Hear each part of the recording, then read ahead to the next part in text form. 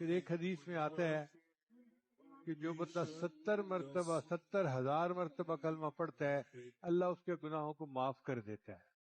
ہمارے اکابرین اپنے لیے اپنی زندگی میں 70,000 مرتبہ کلمہ پڑھنے کا نصاب پورا کرتے تھے۔ امام قرطبی رحمۃ اللہ علیہ ایک بڑے مفسر ہیں، وہ فرماتے ہیں کہ ایک نوجوان تھا جو ذاکر شاغل تھا، اور اس کے بارے میں لوگ کہتے تھے جی کہ یہ بڑا صاحب کشف ہے، جنت اور جہنم کی باتیں بتاتا ہے۔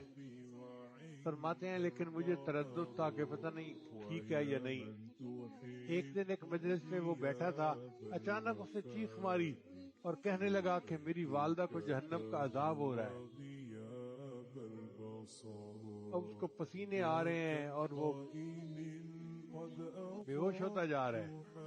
امام قرطبی فرماتے ہیں میں نے اپنے دل میں سوچا کہ میں نے 70,000 مرتبہ کلمے کا نصاب کئی مرتبہ پڑھا ہے، اگر میں ایک نصاب اس کی والدہ کو بخش دوں تو میرا تو نقصان نہیں، اس کی والدہ کا فائدہ ہو جائے گا۔ فرماتے ہیں کہ میں نے اپنے دل میں نیت کر لی اور میرے سوا اور اللہ کے سوا کوئی نہیں جانتا تھا کہ میں نے یہ عمل کیا۔ جیسے ہی میں نے 70,000 والا نصاب اس کی والدہ کو بخشا، وہ ٹھیک ہو کے بیٹھ گیا اور کہنے لگا اللہ نے میری والدہ کے عذاب کو ختم